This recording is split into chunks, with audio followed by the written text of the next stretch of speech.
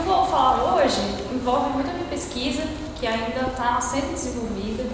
Eu estou ainda no meio do doutorado, ainda estou trabalhando com projetos em que eu mudei, então eu estou ainda começando a pensar sobre essa ideia de encenações de si. Então o que eu vou apresentar hoje é um pouco dessa parte mais inicial, de um processo de pensamento ainda em construção, de uma investigação que parte muito do que eu venho assistindo dos filmes, do cinema contemporâneo brasileiro, e traçar algumas ideias sobre isso. Assim, a linha que eu faço parte lá, na linha B, é de processos, não é de análise fílmica, então a ideia é tentar articular com coisas que estão acontecendo no contemporâneo, relacionadas a tecnologias, novas configurações também de subjetividade, e de que forma isso se articula com o processo de produção audiovisual e também então no cinema. Então por isso que ainda é um trabalho muito aberto, eu estou trazendo inicialmente agora para tentar articular com vocês no debate. E eu vou iniciar essa fala com a apresentação teórica já de algumas coisas que eu estou pensando e vou terminar com alguns exemplos, um recorte mais voltado para a curta-metragem, que eu acho que dá para pensar um pouco essa ideia de encenações de si e como que eu posso começar a trabalhar com espécies de categorias para esses filmes, esse trabalho com encenações de si. Então, fica assim mais de lateral. Então a proposta dessa comunicação, assim como também a proposta do meu trabalho, é compreender a forma como o cinema brasileiro contemporâneo incorpora elementos que estão presentes em práticas culturais atuais em relação a essas novas configurações de intimidade relacionadas a essa criação de imagens. E essa ideia de configuração de intimidade se relaciona muito com a pesquisa da Paula, né, com a Cecília, assim, também com a ideia de uma nova subjetividade, que acaba trazendo novas operações imagéticas em relação à encenação e representação das pessoas, assim, de personagem. Então, o que eu estou pensando em relação a encenações de si é essa incorporação de pessoas comuns ou de não atores, interpretando eles mesmos em filmes. Assim. Então, você vai passar, por favor? Selecionei aqui alguns filmes, são vários filmes que trabalham nessa perspectiva do cinema brasileiro, começando, se puder passar um pouco, com um documentário, já nessa ideia de uma nova configuração de intimidade, pensando essa outra subjetividade, né, com o Renato trabalha, que são filmes de autobiografia, quando tem um encontro da direção com a sua família, em busca da sua história, construindo uma nova forma de buscar essa história, essa biografia, né, e quando tem esse encontro da direção com ele mesmo, família, e criando a sua história, né, ele estabelece uma espécie de dispositivo e cria e se coloca nesse devir de buscar, né, uma história, a sua própria história. E aí eu selecionei só alguns exemplos, e aí a ideia é pegar também em diferentes momentos, né, da história do documentário brasileiro, do contemporâneo, né, então o Passaporte Húngaro, 33, né, do Kiko, Diário de uma Música do Flávio também, né, até o Helena mesmo, né, que tem esse banco enorme de arquivos da Petra, e o Santiago também, né, um pouco entra nessa ideia, e tem vários outros, eu só coloquei só alguns, mas a lista é um pouco extensa. E pode passar, por favor? E aí essa ideia de trabalhar com não atores ou com pessoas comuns, interpretando elas mesmas, tanto em filmes de ficção, como também de documentários, e nessa mistura também de atores profissionais com não atores, né? Como, por exemplo, Temporada, que é o mais recente do André Novaes, Era o Hotel Cambridge também, da Helene Café, que é o Santos Dumont, o Franco, também são atores profissionais que a gente conhece, ao mesmo tempo as pessoas que moram nas ocupações. Então, todos esses filmes a gente tem atores não profissionais que são colocados numa situação de ficcionalização, ou são mesmo interpelados com algum tipo de personagem, como por exemplo o Baronesa, da Juliana Tucci, que não necessariamente são elas interpretando elas mesmas, mas colocadas numa situação de ficcionalização, mas que existe também todo um trabalho do lugar de onde ela veio, né, que seria da favela de Minas. Ela Volta na Quinta também, que é outro filme do André, que ele faz com a família. Isso acho que é muito interessante quando você também ficcionaliza e também se coloca no filme, né? Que é diferente da temporada da Ela Volta na Quinta, Ela Volta na Quinta o André aparece, né? A família dele não está como a família dele, né? Mas ainda tem essa relação dos não atores. Então eu fiz só uma espécie de também uma apresentação, um contexto, né, desse tipo de cinematografia. Tem vários outros também, Celso dos Ombros, o próprio Sarah da Desordem do André também, né, são filmes anteriores que já trabalham com esse tipo de ficcionalização de pessoas interpretando elas mesmas. Então é isso que eu estou tentando entender como encenações de si E como o termo também, a princípio, assim, não é exatamente, não sei se é isso que vai ficar, mas tem outros termos como autorrepresentação, performances de si, né? Eu acho que cada um desses termos pode acabar levando para um outro tipo de problematização. O que eu estou começando inicialmente a pensar é em fazer uma relação com um contexto mais abrangente relacionado, por exemplo, a essa ideia de subjetividade, novas configurações de subjetividade. Muito esse trabalho da Paula, né, que é o show do eu, seria essa ideia de como que essas novas tecnologias trabalham com outras formas de intimidade.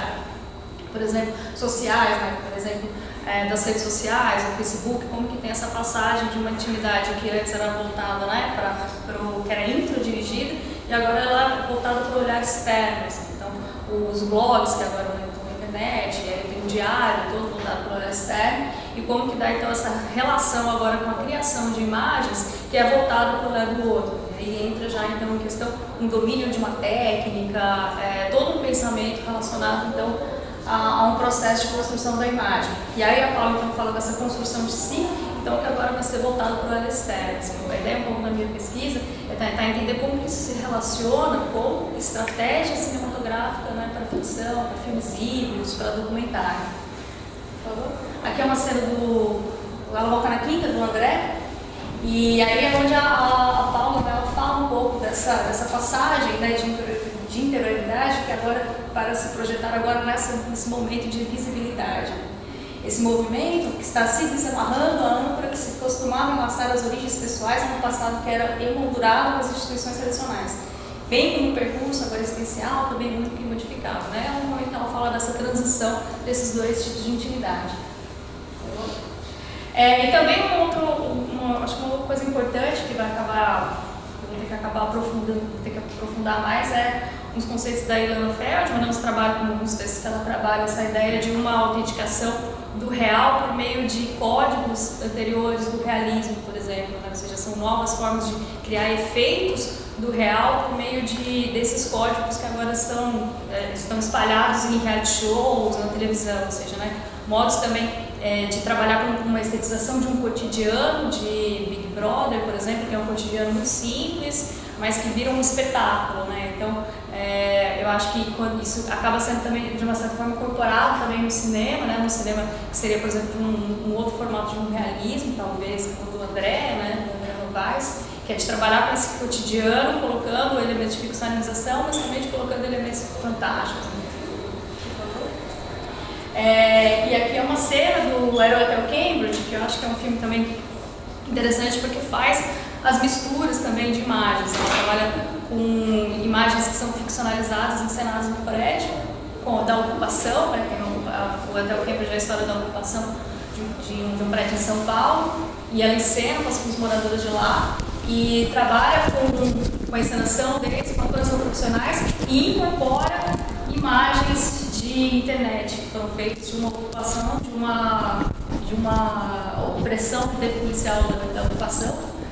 E aí ela usou essas imagens na internet. Esse, por exemplo, é um fotograma dessa imagem que ela pegou. E isso se mistura no filme, né? Isso que eu acho que é interessante. Como que essa incorporação de não atores, né, das pessoas encenando elas mesmas, cria essa espécie também de uma autenticação do real e cria uma rachadura, alguma coisa que faz com que esse efeito do real também venha, cria, né, interfere nesse processo de espectacularidade, né.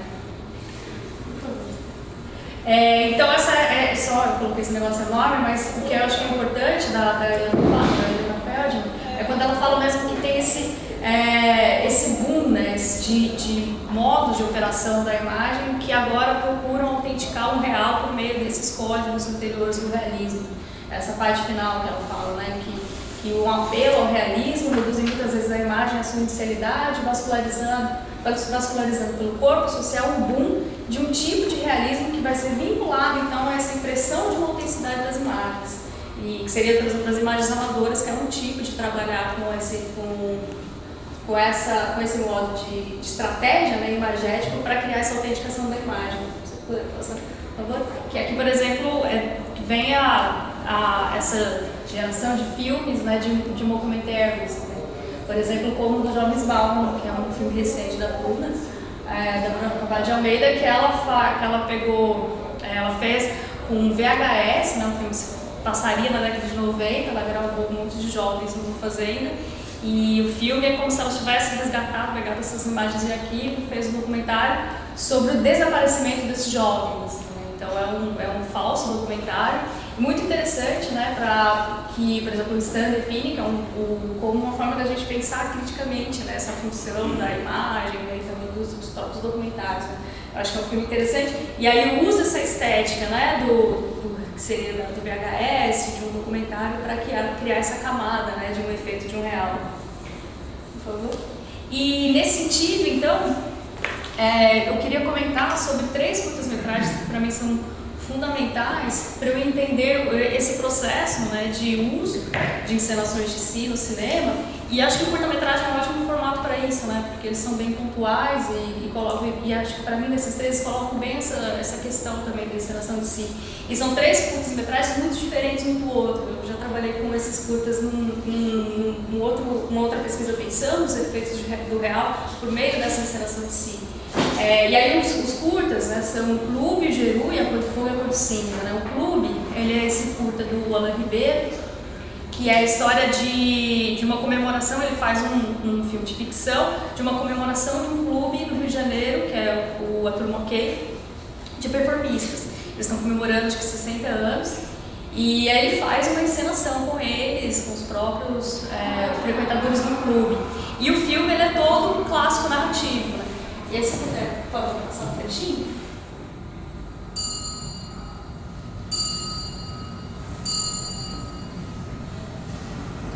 Senhor, tem piedade de nós. Deus Todo-Poderoso, tenha compaixão de nós. Perdoe os nossos pecados e nos conduza à vida eterna. Como nós fazemos todos os anos, recebemos aqui em nossa igreja o Grupo OK. E hoje, de uma forma especial, eles estão comemorando 53 anos de convivência. E eu sempre disse a vocês, todos os anos, que seja um grupo de unidade, de amor, de carinho e de ajuda, principalmente com aqueles que estão envelhecendo e precisam de apoio. Então, que vocês se reestruturem para serem acolhedores, amorosos e atenciosos para com todos. É um grupo alegre, que vocês fazem festas, vocês ficam e seja tão de unidade, principalmente aqueles que estão envelhecendo e precisam de apoio. E seja um grupo de unidade, de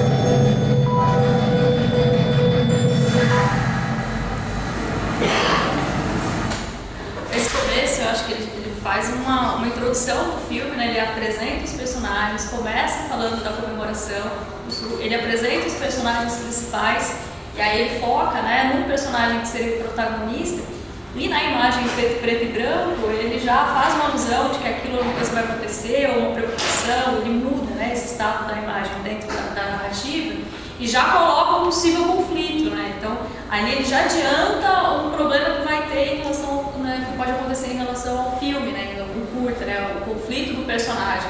Então, ele constrói um filme narrativo clássico com esses personagens, né, e eles encenando eles mesmos dentro de uma situação totalmente ficcionalizada, né. Esse filme, inclusive, do Alan ganhou o prêmio aí o elenco ganhou de melhor ator, acho que chama de Vitória, assim. Então, eles já são incorporados mesmo como atores no filme. E contando essa história que aconteceu do aniversário, né, isso que aconteceu desse conflito, na real foi ficcionalizado, mas essa comemoração aconteceu de fato na Turma OK, no Clube OK lá do Rio de Janeiro. Então esse curta eu acho que é interessante porque é um uso que o Alan faz ficcionalizado de encenação com esses atores. E aí um outro curta-metragem que vai um pouco na contramão disso é o Geru, que é um filme do Fábio Balto e do Tico Dias, que aí parece que ele já faz um contraponto, assim, que é um curta, isso é claro na minha leitura, né? Mas que eu acho que é interessante para a gente pensar esse uso da encenação de não atores, a encenação de si, né, no filme.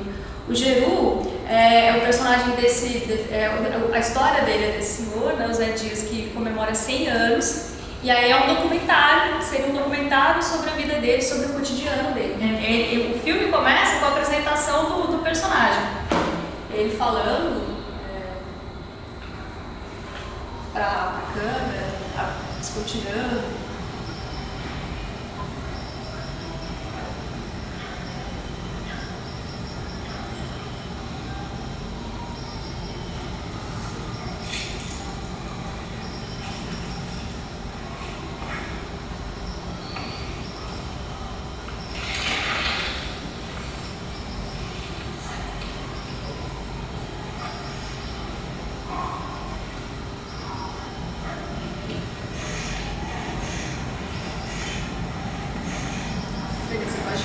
Então, esse começo é isso, ele vai apresentar o cotidiano dele, discutir, né, ele vinta assim, sobre o cotidiano, né, ele não fala, ele tem esse problema na voz, mas ele vai apresentando, aí ele mostra o gramado, aqui que eu seria assim, a gente vai intuindo, né, quem eu plano, quem eu faço as coisas e tal. E aí, que eu te falei, e aí a câmera começa a seguir o cotidiano dele, ele almoçando, ele dormindo, ele fazendo várias coisas. Aí ele começa a ficar meio de saco cheio da câmera, você pode dar o play. Ele fica meio bolado, assim, já com a câmera seguindo vai seguindo ele por onde ele vai. Aí ele começa a ver, tipo, meu, cara, cansei de vocês. Aí ele começa a ficar de saco cheio até que ele desafia a câmera, ele pode ir por outro minuto, para o jogo de xadrez. Vamos dizer o mesmo ao 7º selo do Bergman, e ele vai jogar xadrez com a câmera, e aí ele jogando xadrez, ele vai jogar xadrez com a câmera.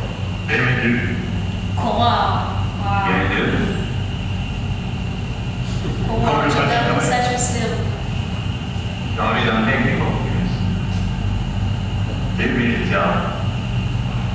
Beleza, pode parar. E aí no jogo, assim, né, ele perde, e aí ele vai ser incorporado pela câmera, ele vira a câmera.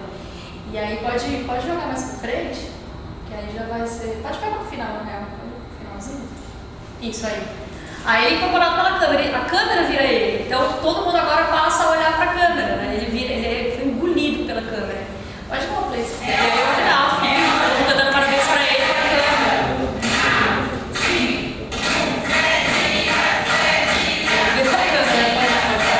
E aí o que eu acho que é legal desse filme, parece que faz esse contraponto, então é que ele sai de um objeto de representação, né? Ele era o objeto e ele virou um sujeito da própria representação, ele foi engolido para a câmera, né? Então, uma leitura assim, que eu fico pensando é de como que o documentário, talvez ele trabalha com um personagem, né, que seria o objeto, vamos falar sobre esse personagem, agora ele virou o próprio sujeito da representação, né.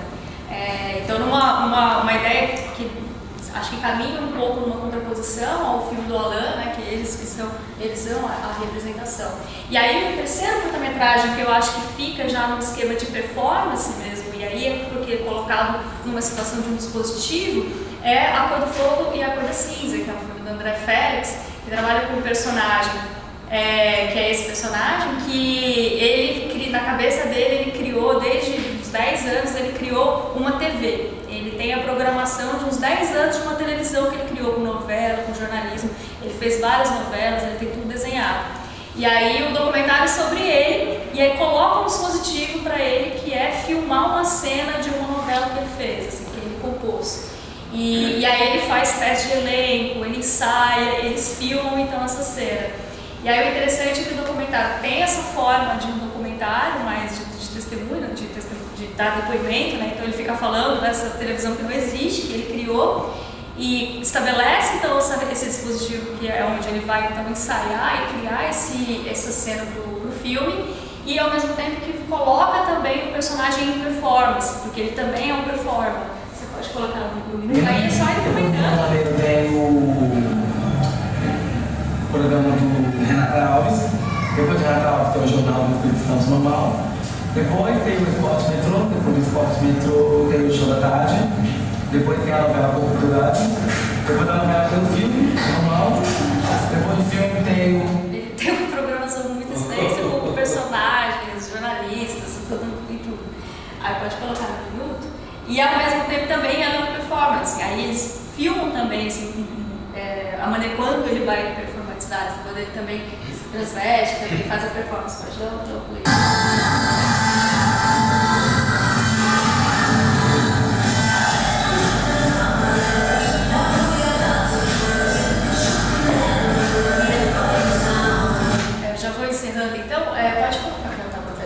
o que eu fiquei pensando então em relação desses 3 curtas-metragens é que em relação a Cor do Fogo e a Cor do Cinza é quando a gente tem essa criação então, de um devir personagem. Pode passar. Que é essa ideia que está então, no filme da Cor do Fogo e da Cor do Cinza. Assim, quando você coloca também o personagem nesse dispositivo em que ele também performatiza, ele tem também essa possibilidade dele encontrar-se também com a câmera, né? Então, enquanto ele performa a si mesmo entre o privado e o que dão a ver a esse olhar externo, nessa situação então, de um jogo. Você pode fechar? E aí eu termino com essa citação então, do André Brasil, que é justamente onde ele fala sobre esse devir, né? Que a imagem como uma performance é o lugar então, onde se gera a autonomia, onde o indivíduo autônomo administra estrategicamente o seu devir. Como se o devir e o indivíduo fossem exteriores um ao outro. Eu acho que nesse curta-metragem do André Félix, né, esse Fogo da Cor Cinza, é onde isso eu acho que fica mais evidente. Diferente um pouco, talvez, no curta do Alain e também do Fábio Dias. Isso, para mim, pesquisa acho que vai ser interessante para eu conseguir estabelecer uma espécie de uma categoria de análise para essas encenações de si, que eu ainda estou avaliando.